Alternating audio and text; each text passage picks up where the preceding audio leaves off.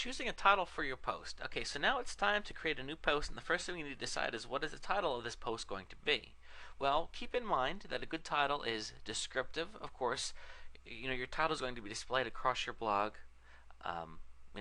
People could be reading one post, and ideally they'll see the title for your most recent post. So you want to make sure that it's descriptive. Think of it kind of like a newspaper, and you see the headline on the top. If a newspaper's done its job, then the headline is it's really good. It's descriptive of what the story is about, because if you give one headline just to catch people's attention and then the actual content doesn't match it, people are going to be mad. Don't be misleading.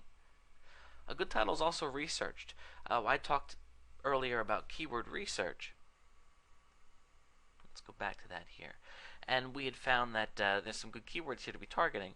I want to suggest that you just don't start creating post titles out of thin air. To research them first, to discover what types of keyword terms you can go going after.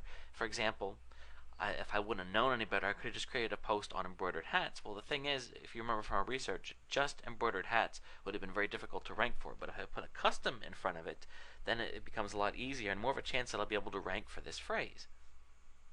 So keep that in mind. You want to make sure that your title is enticing. For example, let's say that you're reviewing a product. You see this online all the time. A boring title would be something like a review of the new blah blah blah. It's not very exciting. However, if your title is something like don't purchase such and such until you read this review, or is such and such a scam, read this review to find out, something like that grabs people's attention. And the idea here is that you only have a sentence to get people to read more, so you want to make it as enticing as you can.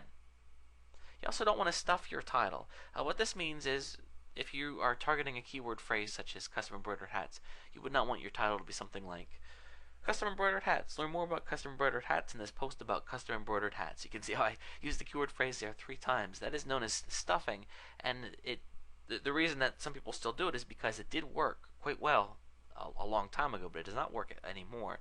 In fact, it can hurt you. So I'm going to strongly suggest that you don't do that. Okay, so let's then go ahead and create a new post. I'm going to go over here to post and click add new. And this is where the title goes. So I'm going to go ahead and come up with a good title, and I will see you in the next video.